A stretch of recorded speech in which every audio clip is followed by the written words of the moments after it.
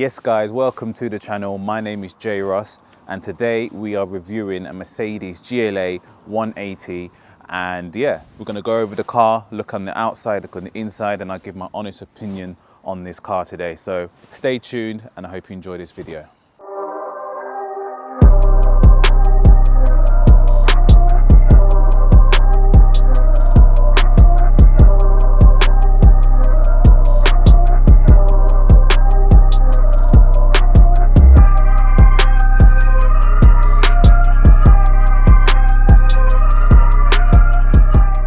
All right, so let's get into it. So let's start on the outside and we'll start at the front. So I like the design of this particular model, and it's got the nice grille here, simple with the massive Mercedes sign there and on top. Then you've got a bit of fakery to the side. There's not actually a vent, it's all blanked out, but you do have some ventage there. And then you've obviously got all the sensors and things around at the front. Classic Mercedes design for the headlights. You've got the daytime running lights and then the full beam and main lights in there as well. There's no fog lights on the front. Now I'm assuming it's just like a rear fog light, you know, the big bright red one at the back. But yeah, overall the front design, of this vehicle is quite simple.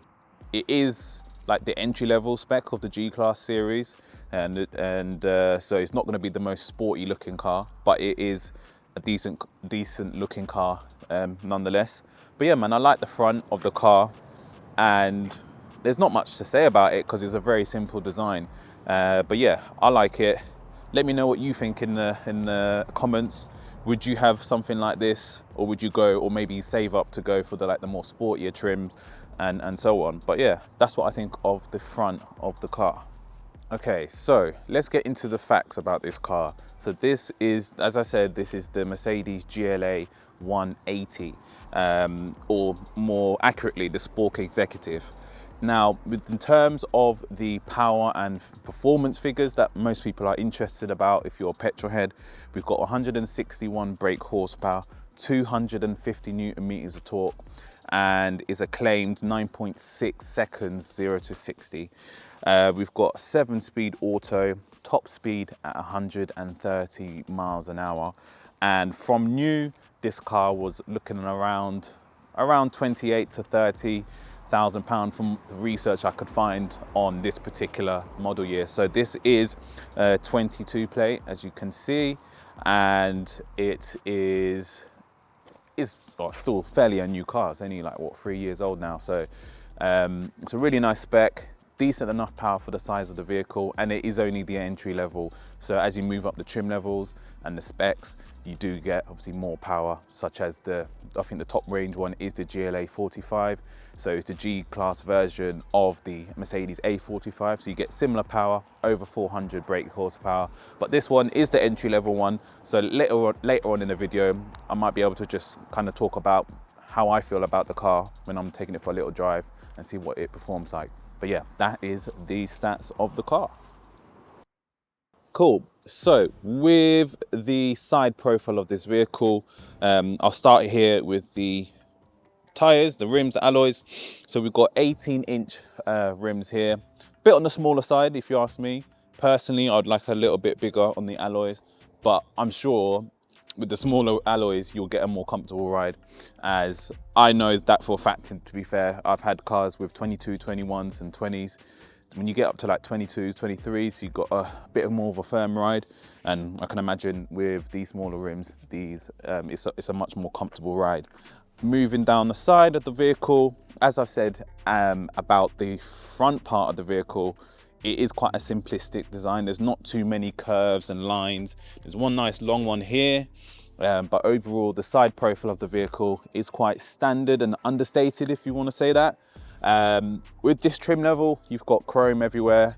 You can spec it with the black surrounds and everything, but the chrome doesn't look too bad with the white paint. But if it was in black or something like that, then it would stand out a bit more. And that's where I'll be like, okay, I definitely would want the black surrounds if it was my own car that I was specking. But in this color, it's not too bad. I can't complain. So yeah, overall, I think it's nice for a mid-size SUV, or in fact, it might be even classed as a crossover SUV. But for what it is, it's a decent shape. It's not too small. I think my wife likes to call them glorified hatchbacks. But I think, yeah, this is a decent size. And yeah, let's move on to the rear of the car. So moving on, the rear of the vehicle is very understated, but it looks the part, I think. It's got nice angles here with the tail lights, so it does almost look a little bit like aggressive or sporty looking. Then you've obviously got the Mercedes badge center. You've got the kind of like kick plate for the boot, so you don't scuff the paintwork. And then moving on to the thing that annoys me the most is fake exhaust surrounds. So these, there's nothing in there. The real exhaust is under there. So yeah, I'm not a big fan of the fake stuff. Like, what's the point? You might as well just put the exhaust through there. But I don't know if that's to do with the new like eco regulations and all the stuff that they're coming into about being green and, you know, friendly for the climate and blah blah blah. But I'm not a fan. I am not a fan. But it does look cool, or looks nice in that sense, but it's not real. So yeah, not a fan. But yeah, overall, the rear of the vehicle is nice. And let's say, because it is like the entry level trim, the 180, I'd give it, in terms of looks, I think I'd give it a 6, because it's quite simplistic. But if you go up the trim levels, as I've mentioned before, there's the GLA45, which is like the top of the range, the G-Class version of the A45. That would be my choice if I was going for a GLA series. And it would have a nice spoiler and obviously more power and performance. But yeah, I'll give this a 6 for overall outside rating. I feel like the inside, I'd probably give it a little bit higher, just because it is quite the standard Mercedes interior, and it looks luxury, even if it's not a luxury price tag for this particular model. But yeah, we're gonna hop inside, and because my hands are getting really, really, really cold. And yeah, let's go inside and let's have a look around that.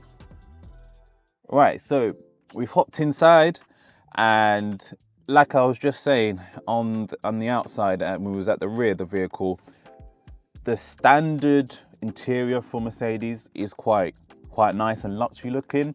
Maybe some of the materials might be a bit cheap and scratchy and plasticky, but overall it looks like high tech and modern or luxury looking. I like the overall look of the car. If we start with the steering wheel, it's got everything you need on there. It is, some bits are touch sensitive, or most of it is touch sensitive, or 50-50 if you want to say that, but it's not too bad. You can kind of get used to it. But you do have, at least you have physical buttons for the cruise control, the volume and things like that.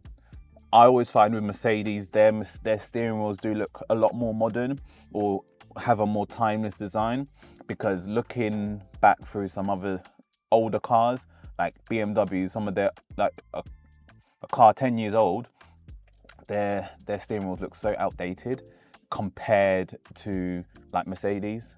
But yeah, overall, nice steering wheel. You've also got the gear shift pedals as well. The controls to put it into park, reverse and drive is here on the stalk. And then obviously you've got your indicators, washers and everything like that. Everything you need in there. It's got plenty of adjustment in the steering wheel and everything like that. Overall, I think this is a good cabin. You've got enough space, and in the rear, we'll check out the rear as well. You've got physical buttons for the climate control, which is always a plus for me. I'm not a big fan of having it all in the infotainment screen. You've got nice driver's display and main screen for like sat nav and things like that. You can add Apple CarPlay and things like that. But overall, I want to say that this is a nice cabin. It looks modern. It probably will be a design that doesn't feel too outdated in 5 to 10 years time. I mean, this car's already, what, 3 years old? And yeah, it doesn't look out of place. It doesn't look like, oh, this looks a bit outdated. Oh, this needs, this needs a bit of an upgrade. I think overall it's a nice car and a nice place to be. The only downside is that there's no panoramic roof or sunroof for this vehicle, this particular trim. So it can be a little bit dark in the cabin, but yeah, I think it's a nice car. I think the interior is nice and spacious and clean looking. Like I said, some of the plastics and stuff a bit scratchy as you get lower down, but you've got the leatherette kind of material. You've got, these are the part leather seats as well. So you've got part leather, part fabric. Good, all good there. You've got all your infotainment things. So you've got bits where you can obviously change things on the screen just by putting your hand down here. So you don't have to take your eyes off the road too much, I don't think. Rather than in some cars where everything's all in the screen and you end up having to take your eyes off the road to see what you're doing. Whereas you can kind of like put your hand there, do that, and you kind of like glancing, you know what I mean? But it's all good. Climate controls, as I said, the vents. I like these designs, this circle design, and it's quite easy to point where you need. It's got quite a lot of action and play in them. But yeah, overall, I'm happy with this interior. I think I'd give it a 7 because I like the interior more than I do like the outside of this vehicle. But that might just be, again, the trim level that we're looking at today. But yeah, overall, nice interior. So just gonna sit in the back here, and yeah, I think it's not bad. It's got a lot of space. I think if there was a taller person in the front seat, in the driver's seat especially, you might be struggling for leg room. I have moved it a little bit forward just so I can be a bit comfortable here. But yeah, overall, I think it's not a bad space because this is quite raised up, or can be quite raised up. So there is enough foot room or leg room to slide your feet under and be comfortable. But yeah, like I said, obviously there's no panoramic roof, so it can be quite dark or feel quite dark in here at times. You've got a bit of climate control in the central. You've got some net ties there to put some stuff in the back. But overall, like if I'm sitting here, I'd be quite comfortable. I'm not sure about at the middle seat, how comfortable it would be if it was like 3 adults. Maybe a child would be most comfortable in the middle seat with another adult on the other side. But yeah, I think this is a nice space. I think you'd comfortably fit a child seat in the back with not too much problems. It's not a small car really, but it's not the biggest. So it's like that mid-range version kind of aspect. So yeah, it's not too bad. Headroom is perfect. There's loads of room here. So yeah, like I said, it's not a bad place to be in the back. So I'd happily be a passenger, although I don't like to be passenger, if I'm honest. I prefer to be the driver. But yeah, it's not too bad here. So yeah, I'd give it, if we're rating everything, I'd give it a 6.5. 6.5. There's nothing fancy going on back here. There's no heated seats or anything like that, but it does the job. A to B when you're in the back, cool. Job done, mate. Right, so we'll finish off with the boot space. So it is actually a decent space. Easily do your weekly shopping in that. If you're going on holiday, you could comfortably fit some two larger suitcases and maybe a couple hand luggage size cases, and you wouldn't have too much problem there. It's got place to put a little bit of stuff under there. There's some space, but not too much. It's nothing too fancy and stuff. But yeah, like I said, you've got the kick plate here as well. So if you're carrying large items, you don't have to worry about the paintwork because you've got that there to cover it. So I'd say overall, in terms of exterior, interior, just that alone, I think we're probably on an average of a 6.5 in terms of my rating and my honest opinion about the car. It is the entry level spec, or the entry level model of the GLA. So it's the first one. So you've got 180, I think you've got 200, and I think there's the 250, I think, if I'm not mistaken. Then you've got like the 35, so the GLA 35 and the GLA 45. So essentially the way to think about it with the GLA series, it's a GLA series of the A class. So whatever A classes you can get, you'll get the GLA version of that. So like I said, 180, 200, 250. I think there's a 220 as well, 300, 35 and 45. I would obviously go for the highest performance one because I'm a petrol head and I like performance and speed. So the GLA 45 would be my preference, my recommendation. But this car overall, from the outside and inside, give it a 6.5. Let me know what you think in the comments, and don't forget to like, comment and subscribe and do all of that good stuff. We're gonna cut to a bit of driving. and see if we can get some content on just me talking about how I like the car and the feel of the car. And yeah, that's all for today. God bless, and we will see you next time.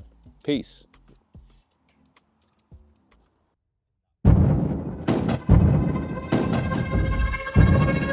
man. No, this car, it moves nicely for what's considered a smaller engine. It's a 1.3, 1.4, whichever way you round it, up or down. It's a decent car, and it does shift nicely. I'm just trying to find somewhere I can turn around. Go left, because I did this last time. Like, turn down there. Okay. Someone's driving.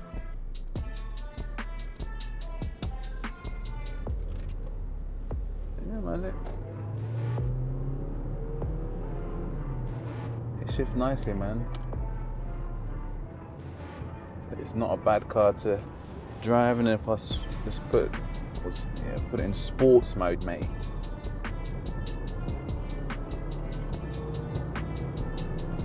Takes a little while to think about what gear wants to go down to, but it's not the end of the world. Once it gets going, it's not too bad. 461 brake horsepower, yeah, it does the job, man. Can't complain. Because I think sometimes the problem with what some companies have done with these like crossover SUVs or mid-range ones, they put such a small engine in it, and you're thinking like it doesn't shift like you'd think it would.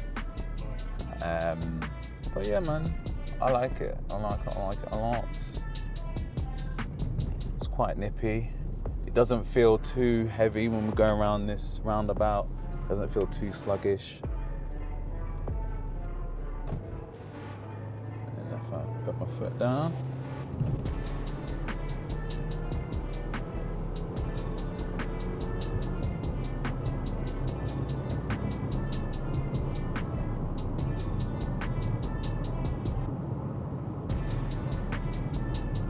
Yeah, man, this is decent, you know? Make sure I don't miss my turning, mate. Is this one coming up, isn't it? Yeah. Yes. Alright. Right, so I'll put it in manual mode now. The thing about the driver's display as well, I've noticed, there's no visual gauge really, unless you probably can change it, but there's no visual gauge of where you are in the rev range. Whereas, obviously, me knowing how to drive cars and gauging what an engine sounds like, I know where I am, and I can tell that I'm quite high up, and I probably do need to change gear. But the average person might not and be redlining it. But I'm assuming this car, even though you're technically in a manual mode, you would be able to tell. Sorry, it would automatically change up for you.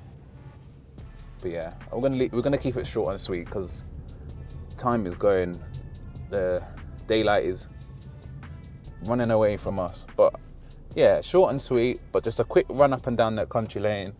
And I've got a feel for the car. I'd be satisfied with this car if someone gave me this car, or if I went out and bought it myself, whatever. But in general, yeah, this car's, it's nice to drive. It's gone back into auto mode. It's quite good.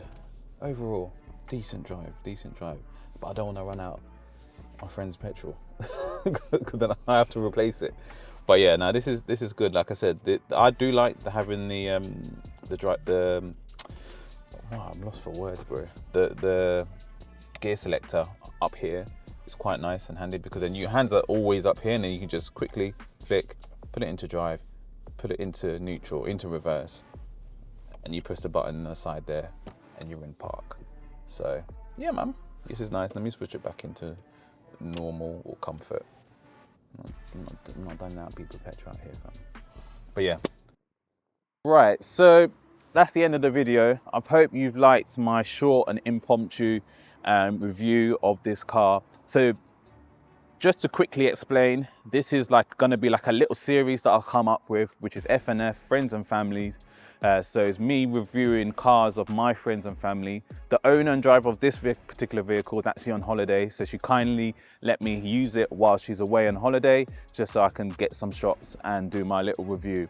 So each video that will be coming out under the F&F series will be one of my friends or family's cars, and I'll do a quick review, honest opinion, and if we have time to, or the availability to do so, we'll go out for a drive and I'll give my opinion on how it performs on the road. So I hope you've liked this video. Please like, comment and subscribe, and I'll see you again in the next video. God bless.